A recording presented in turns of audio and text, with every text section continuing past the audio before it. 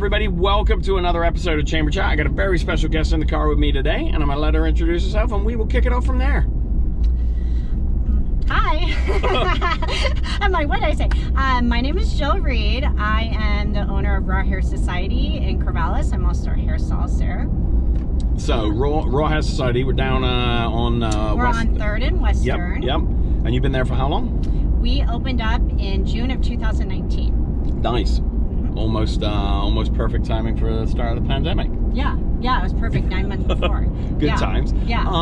So explain us, obviously, you know, I don't want to say, oh, you know, most people know what a hair salon is, obviously, but you guys do things a little differently there. Yeah. And give us the lowdown. Well, we are a hair-focused salon, so we specialize in haircuts, treatments, styling, and color. What kind of makes us a little different than other salons is we are a green salon. So we recycle everything in our salon. That includes hair, chemicals, foils, any sort of waste that we have.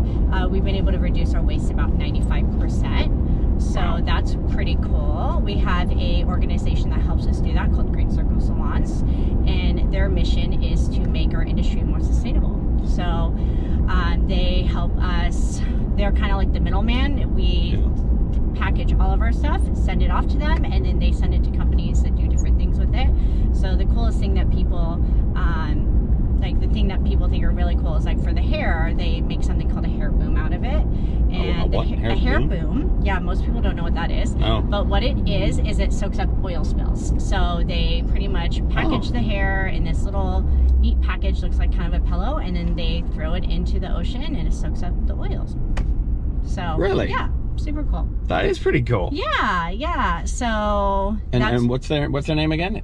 It's the middle people? Green Circle Salons. Okay. Yeah, and so they're originally a Canadian company. Okay. And now they're all in North America and Canada. So as obviously, you know, being in a hair salon and in that field, you know, you deal with a lot of chemicals, you deal with a lot of stuff that needs recycling. It's kind of a weird question, but why is that? You don't see a lot of salons doing that. Why is that important to you? Because the industry is really, like, our industry, the beauty industry, is just super wasteful. Yeah. We're one of the most wasteful industries out there. I think we're the second most wasteful industry after medical. Really? Which is really interesting, the beauty industry in general. So it was just really important for me to kind of change that. Yeah. You know, I think that our industry is really old school, and we just do things the way we know. Yeah. And, you know, when I started at Raw, I really wanted it to be, I wanted to do things differently and be a little more modern, be a little more progressive. Yeah. So that's why it was really important to me. So that's really great. And we also this year started something in our salon called a recycling program. So you can actually bring in, and anyone in the community can do this, you can bring in any of your old beauty products and we will recycle the packaging for you. Really? Because most of the plastics that we have, our city doesn't take, right? Right. Majority of plastics. So you can even bring in old curling irons, blow dryers, clippers, any sort of styling tool we can recycle as well. That is cool. Yeah. I didn't know you guys did that. And we also recycle PPE, which is really neat too. Dang. So yeah, so we're able to recycle pretty much everything in our salon. We have very few trashes in our salon, which is confusing for people sometimes, but but it's really great. So we love it. So we're proud to be able to do something like that and reduce the amount of waste that we're putting into our local landfill. And do you have an idea of how much you do, or how do they give you that info? It's probably crazy number. Last year we recycled, I think, over 900 pounds in material. Dang, that's good. Yeah, so it's really neat. So that's something. We also have a boutique in our salon, so that's new as well. Yep. We just opened up a boutique in May of 2021. How's that going? It's going really well. Yeah, we really wanted to create more space. Well, there's multiple purposes of it. We really wanted to create more space for retail because during the closure, we were closed for 3 months. Yep. And the only way to really support the business at that point was moving into the retail side of the business. And so I really saw how great that was for our salon and our stylists to be able to earn more, and we've really been able to take care of our guests a lot more as well. And it's not just, I mean, obviously majority of it is hair product related stuff, but it's not just that, right? No. So we really wanted to be able to work closer with the community. So we have 7 local vendors. Super cool. They're all local businesses. So everything from candles to jewelry to house plants, concrete planter pots, soil, all sorts of stuff. So everything is either local or minority owned. And correct me if I'm wrong, did you bumped into the space opposite, or did you have that? Yes, so no. Next door? Nope. So yeah, the space came available during the closure, and so it was something that I knew long term I wanted to move over into that side. At the time, I thought we were going to expand the salon and add more seats, but I realized that's just not the direction I want to go. I really want to keep the team small. We just really have a really great culture, and so more people makes that a little harder. And so I was like, what are we going to do with this? So then we decided to open up the boutique. So it's been really good, and I've been able to meet a lot of other small business owners through that, and hopefully we will get more and more people in there as well. Well, and you mentioned your smaller staff and the culture. Tell us about your staff and what that culture is. Yeah, well, we have a really positive environment. It's really something that's also really important too that we're committed to, is creating a positive, non-gender confirming services for the LGBTQ plus community. So we really want to create a safer space for everyone, including the people that work there. So that's something that we're really committed to. We just have a good culture. We just communicate really well. We all generally really enjoy each other and uplift each other, and that was really important for me to have that environment too, not only for myself to work into, but to create a really good space for people to work long term. And how many staff do you have? So there's 10, including me. Dang. Okay. Nice. One is our full-time salon coordinator. She's the one you're going to see at the front desk always, but she does a lot of the back end stuff now. She does a lot of the inventory. She's the one on the answering the phones, greeting people when we first come in. She's been amazing to our team, and then everyone else are hairstyles. So one of the things you talked about was your space. So I don't go to a lot of hair salons, but my wife has hung out in enough where I get to know, and one of her good friends owns one, and it's not your space is, I sort of hesitate to say unique, but it really is kind of a cool space. It's I was amazed how much space there is, and I'm not just talking size, but you're not lined up rows, and I don't know if that's common, or you were obviously involved in the design of that. What's going on there? So that was really intentional for me. I really wanted it to be airy and just comfortable, and we start to build relationships with our clients in the chair too, so I wanted it to still feel really personal and private, and that you could just relax and really put trust into us too. So that was really important to me. Everything flows really well. I'm super into feng shui. I don't mean to be, but I'll be someone, you'll see me in the salon, and I'll be moving a plant around 5 different places until I feel like it's right. But it's really important for me to feel the space just has to feel really good and really comfortable, and everything has to flow really well. And so our whole design is based off of that. Yeah, it's again, just going in there and not being super familiar with salon design, but it's you mentioned earlier, it's private, and it's this big open space, but you do kind of feel like there are very defined sections of the building. Yeah, and the great thing about that is everything is kind of defined and everything's spread out, but as a team, as stylists, we actually all share the entire space. So none of us have our own station. We all rotate, and the reason why we do that is because it just keeps everyone accountable and respecting all spaces of the salon. And then it also allows us to work more as a team. So if someone's running behind, everyone jumps on the other, that station, gets it cleaned, and they just move on to another station. Kind of the setup is really meant to kind of everything flows really nice that way too. And you got to keep your stuff clean. It never know keeps everyone respecting the space for sure. And so all of them are completely identical, and we all just move around, and so it's like a well-oiled machine that way. Love it. It's really great. What's your background from a salon perspective or the hair industry? Yeah, well, I started doing hair when I was really young. I went to school right out of high school. Nice. I didn't really know what I wanted to do, but my mom suggested it, and I was like, okay.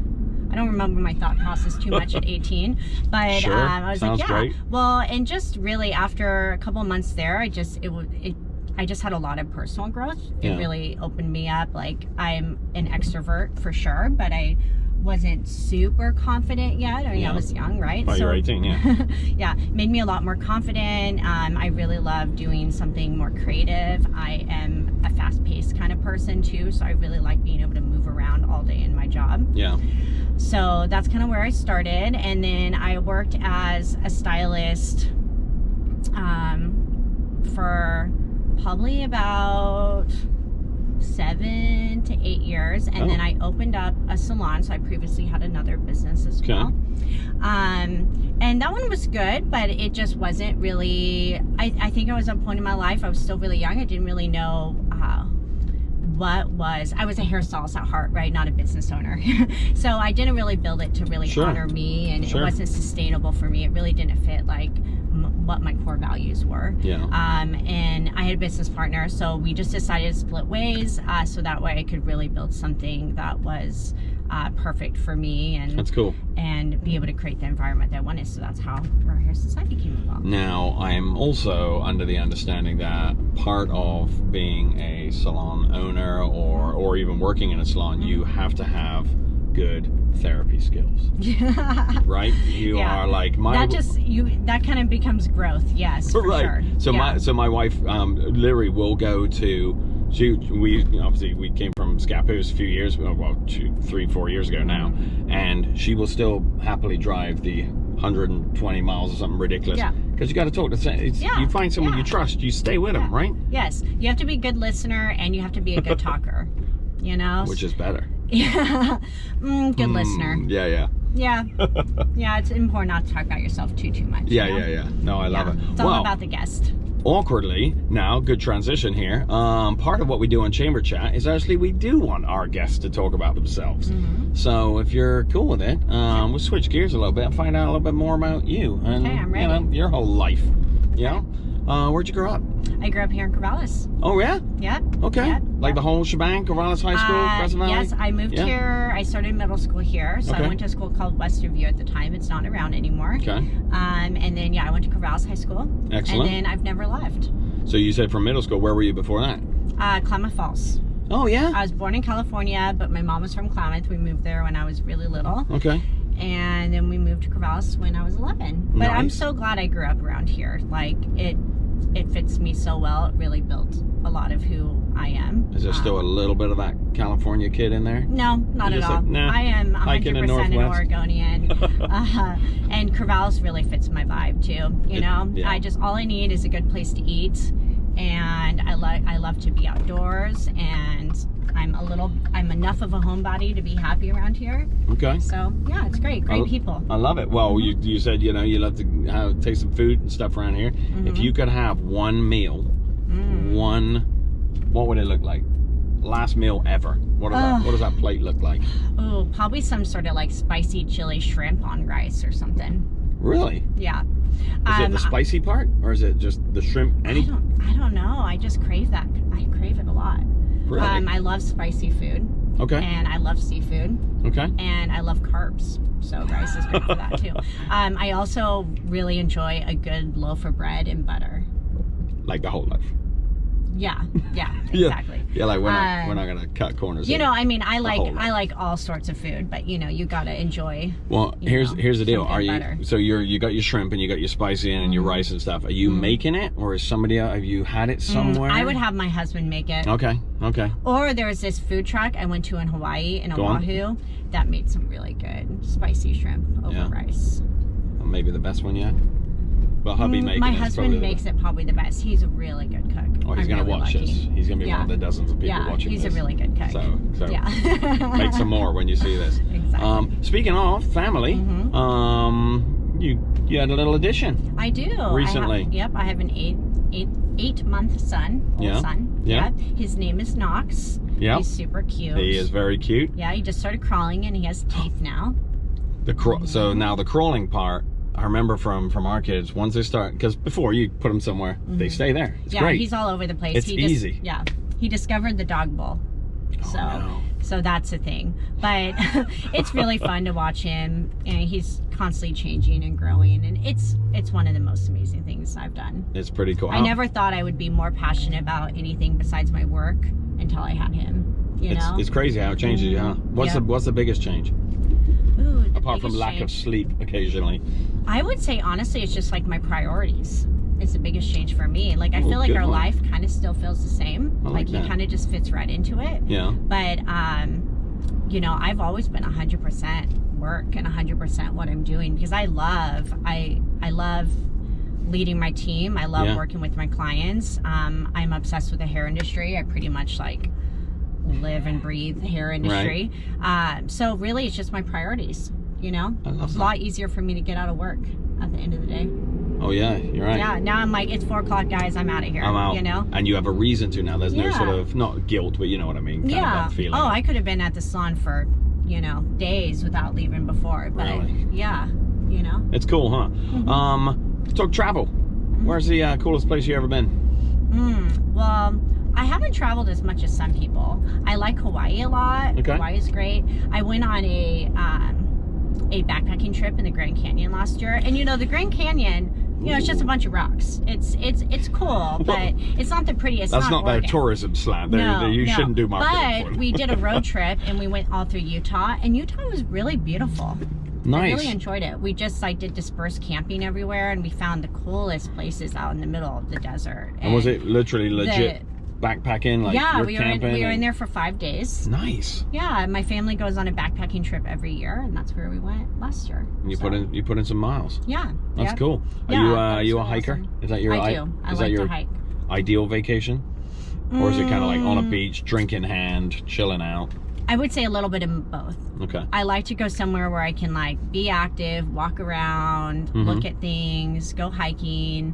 But pretty much when I'm on a trip, I'm always planning what are we going to eat next. That's probably my biggest thing. You can't sit still. I don't know. I'm fine with relaxing too. I gotta have a little bit of both. You know? That's fair. Gotta have a little bit of both. Nothing wrong with that. Yeah. What about bucket list place? Somewhere you want to go where you haven't been yet? Ooh, maybe Ireland or Thailand would be cool. Australia. Australia's on a lot of people's lists. I get that. My mother-in-law is Australian. Oh, and so my husband's he's like an Australian citizen. Yeah. And we haven't been. I've been with him for 6 years. We haven't gone yet. So that's something that we need to do. Now, is he kind of like meh? It's okay. No, he loves it. Oh, he does. Okay. Yeah, they're proud out Aussies. Okay. Nice. Yeah. Thailand though, that's kind of interesting. Yeah. I don't think I'm trying to go through my brain here. I don't think too many people have said that before. Yeah. Well, why Thailand? It's close to the water, so that's really pretty, and there's probably a lot of good food. There's a lot of good food. So that's probably why. I am sure there is. I would love to get some street food. Now, when I hope I wouldn't get sick, but yeah, street food. You run the risk. Yeah. When you are chilling at home and you're just knocks us asleep, just chilling out in the backyard, you're listening to some tunes. What kind of music we got playing?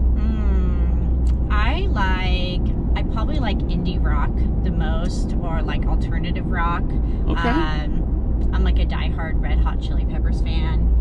Okay. It just, I've listened to them for so many years, cool. And I just can't help, especially like them in the 90s. Love that. Kind of that era then, or is it specifically them, or you listen to all the kind of indie rock? I listen to all of their stuff, but I love just indie rock in general. Yeah. It's got a little bit of upbeat, but it's still kind of like chill, Yeah. But I like all sorts of kind of music. I mean, I pretty much listen to anything on the radio too. So I like it. I can move around, but it's probably my fave. What was the last concert you went to? Oh gosh, I haven't gone since like pre-pandemic. Flogging Molly. Do you know who they are? Oh, I do. Yeah, that was really awesome. Great in show. I love myself some Irish punk. That's fun. They were really great live. We saw them in the Roseland, so really small theater. So smaller, really classic theater. That's it was a cool total one. moshy, so I just was like a bumper the whole time, you know? Didn't want people bumping on me too much. Yeah. But that was really cool. That is that is pretty cool. Yeah. If you're are you a big like reader or movie person or kind of not really? Yeah, I mean, I find plenty of time to watch TV somehow. You know how that goes. Oh yeah. I like to preferred? read. Is it TV or book? I would prefer to read, but I don't read as much as I watch TV. Love it. You know, that's a perfect answer. That's me to a T. Yeah. I feel like I should say I've got to read. Yeah, I read a lot more books before Netflix came out. Oh yeah. But I really like to do both, so it just kind of depends. We have an argument, a mini argument at our house because my wife loves to read or do the audiobooks, you know, somebody reading the book. And I'm like, just watch the movie. It's a 2-hour book. It's perfect. You don't need to, but then the book is so much better. Yeah. It's so much, no, I was like, no. If you don't read the book, you don't know it. Yeah. So it doesn't matter. Yeah. Come on. I listen to a lot of podcasts too. Oh yeah? Yeah, so probably if I'm like cleaning my house or you got a favorite one? You know, if I'm getting ready. Oh gosh, I listen to pretty much all hair industry related podcasts, beauty industry related podcasts. I don't know why. I just, you know, that's a lot of like my education and resources too. So it's good. I listen to a lot of that stuff. I like true crime too. Oh yeah. So I have a couple of true crime. I don't know what's going on. I don't know what's going on with the Netflix thing recently, but it seems like, and I love that stuff too. There's tons of it. Yeah. Tons of true crime stuff. People are into it. Yeah, we're watching the Ted Bundy one, right? Yes. Yeah, that one's good. Weird dude. Yeah, it's really weird. Very weird dude. Yeah, I love that kind of stuff, but it depends on where my headspace is at a time. Like if I'm in this like kind of little more stressed out, anxious state of mind, I don't pay attention to true crime because I'm just like, ugh. Yeah. But if you could go back and talk to that kid who came out of high school not knowing what the heck she was doing, where mom said, "Hey, you should do this." Got any advice for her? See, that's a deep question. That's a hard-hitting question that we ask. Yeah. On this video. I would just say, keep doing what you're doing. Keep going. You know. Yeah. Simple as that. Yeah, simple as that. Were you a good kid? I was a really good kid. Yeah. Would if we asked your mom, would she say that? Oh yeah, I was a good kid. I was like the worst that I was probably is like my senior year of high school. I would like go out with my friends, and our going out was like literally driving around Corvallis and going to Winco at midnight because it was the only place open. Whoa, it's so like yes. Whoa.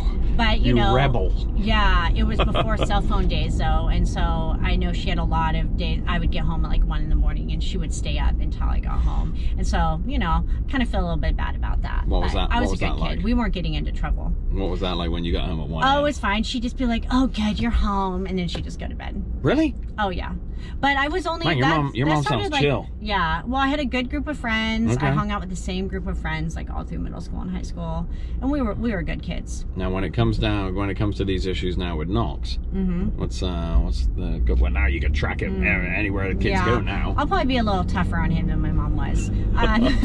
Well, more like with I don't know. More academically, I think. You know, I was one of 4. Yeah. And we all turned out fine, and we all did good, but we could have done better in school. Did you turn out the finest? Like, no. I would say we're all equally. Who's your mom's favorite? Come on, it's you, right? I don't know. So we have I don't know if this is a unique situation. It's kind of unique. But me and all my siblings talk to my mom every day. Really? Yeah, all 4 of us. I don't know if that's unique, but that's cool. Yeah, I don't know. I don't know a lot of people that talk, have all kids that they talk to on a regular basis. But yeah, we all have a really good relationship with my mom. I think that started out with her just being really paranoid all the time and worried about us. And so she'd call. And then when we didn't hear from her by a certain time of night, we would call her because then we were worried about her, right? And that's now cool. It's just kind of a habit. But where's she? Is she in Corvallis? She's in Corvallis, yeah. Oh. Yeah, which is really nice. That's super cool. Yeah. So you talk about like, being able to talk to her and relate to her and things like that. If you didn't have your mom, let's say you had to call somebody and you want to chat with let's say somebody famous. Who would you like to sit down and have a conversation with? Ooh, that's a hard one. Again, another hard question on That's a hard one, yeah. Come on, give me some celebrity or some famous person. I don't know, maybe like anybody who makes you curious? Maybe like Lady Gaga or something. Ooh. I don't really care for her music much. I mean, it's all right. I like it. Yeah. I can, you know, dance to it or whatever. All right. But she's like, seems like a really interesting person. Uh-huh. She also is into like a lot of like, you know, she stands up for a lot of things she believes in. I And I think we share a lot of the same values when it comes to what she believes in. So maybe that would be cool. And I think what you, I don't know Probably this. not a bad friend to have too, because she'd probably buy you dinner. Yeah, she probably got a bigger bank account than us. Yeah, exactly. But she seems like someone who, like, early in her career was kind of figuring out who she was and what she was. She was kind of way over the top. Yeah. She seems cool and collected now. Like wearing a meat vest. Yeah, that was a little much. That's what you But do. you know. What about somebody in history? Somebody who's dead? Anybody in the past who you'd like? Not family members. I don't know. No? That one's hard. That's one harder for me. Would you like to meet someone who did something really good or really bad? Because we've had these conversations on Chamber Chat where we're like, you know, what if you could like meet Genghis Khan? Yeah. You know, someone who like, you know, killed millions and millions of people. And just be like, be dude, around a killer. You're like, why? Why'd you do that? Yeah, that'd probably make me nervous. I don't know. Yeah, it'd be interesting to know. I don't know. Maybe Bob Marley or something. Oh, okay. I don't know why. Why would you ask Bob?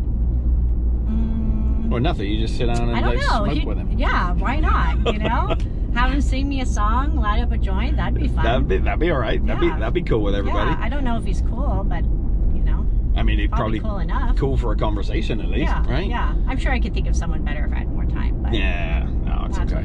It's all right. That's fine. Yeah. Hey, so I think we can all probably agree over the last 2 years, 2.5 years, that you know, COVID's been pretty crappy for most people, right? However, you know, as we get into, you know, as we wrap this up, how has COVID changed you personally and professionally? Start with professionally, like obviously the business, and your business in particular was uniquely hit. Not you, into like the whole salon industry. But give us something good that came out of COVID for you, work and life. So I think salon-wise, I know it was really hard for a lot of people, and there was definitely a lot of times that I was like, oh no, how are we going to do this? Yeah. But overall, I think, you know, we ended up coming out of it really strong. Yeah. Why? You know, a strength that I have is I'm really good at pivoting, and I'm really good at changing when it's necessary, and we were already a new business. So I think the positive with that is we weren't stuck in our ways. You know, I had a smaller team. We weren't stuck with, you know, people didn't expect anything quite from us yet. And so we were able to change and kind of just go with the flow a little bit more. And we actually have had a lot of growth through the pandemic. And it's silly to ask, was it hard? Because obviously it was hard for everybody. Yeah. Was that something? It took a lot of planning. Yeah? Yeah, it took a lot of planning.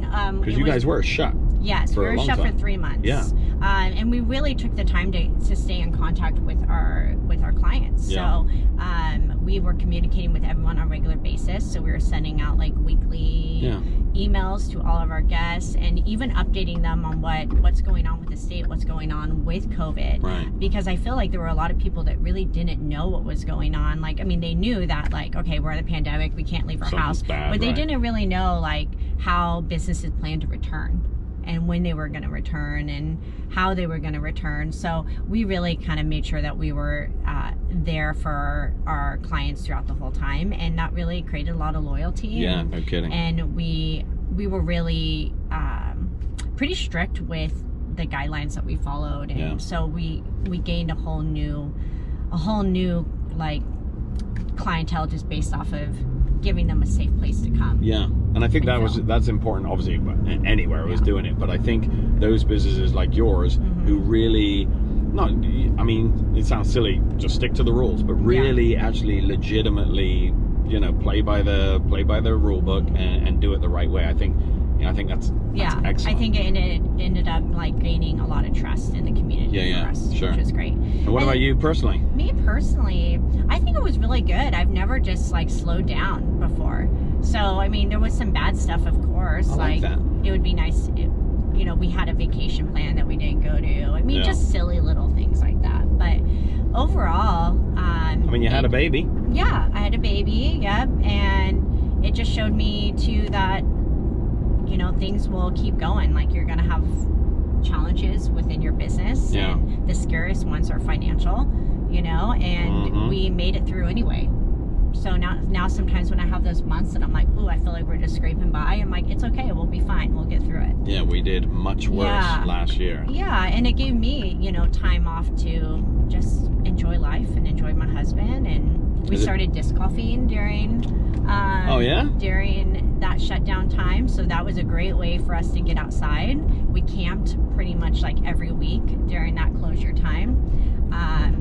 And yeah, so we just enjoyed life as much as we could. Do you feel like you're a better business owner because of the break you had? Oh, for sure. Or because of what you were forced to do?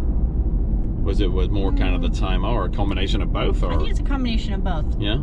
Yeah, I think that it gave me time to reflect on the business and, how we were going to move forward, and was there ever kind a of time? just like tighten some things up, Was there ever a time where you're like, we're not going to make, no. Oh, I had one breakdown. I had one breakdown day that I was like crying and upset and like, we're never going to open up ever again. And, let me guess, around lost sort of May, everything. June. Yeah, exactly. That was the worst part, May and June. I think everybody went through that. Yeah. But, about a year before that, when I left my previous business, that was a really hard time in my life. And just because separating yourself from something that you've built and something that you thought was your future, it's like having a divorce, And so I think when we did have the closure, I did have a little bit, nothing can be worse than that. So I had a little bit of a half glass full. Well, and you lost that security, right? I mean, not to even break it down even simpler, but that puts food on your table as well. Yeah, for sure. So there's that to wrap in as well. It's not just, it's my business. It's like, no, literally, this pays bills. Yep. And I was worried about my staff. Luckily, they were all able to be taken care of with unemployment and things like that. But of course, that was a worry of mine as well. Oh yeah, for sure. Yeah.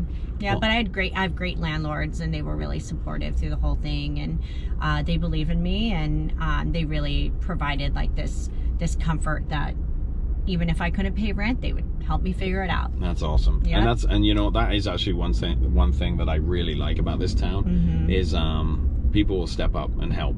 Like, for example, your landlords, would say, hey, all right, it's gonna be a struggle this month, we'll figure it out. Yeah, and I think on the street. Yeah, I think there was a lot of little help. I mean, even a lot of like utilities weren't charging during that time. Yeah. Yeah, no, that's cool. And then the PPP loans were really helpful as well. Awesome. So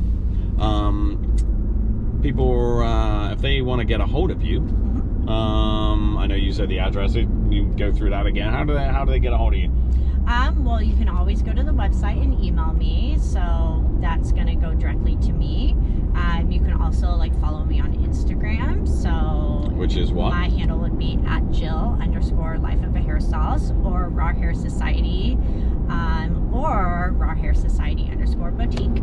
Nice. And then the phone number for the salon? 501-286-4361. Love it. Yes. Thanks for all you do. In Corvallis, it's cool having a place downtown like yours. And again, not to rehash what we've already talked about, but it's not just a salon. It's a salon that's making a difference in the world. And it may be just that small little difference in your little area, but if more people do that, that's going to be pretty cool. That's it's good to it's a business, but also what's the point if you're not doing something that makes a difference, Go get your haircut with Jill, and we will see you guys on another episode of Chamber Chat. See you later.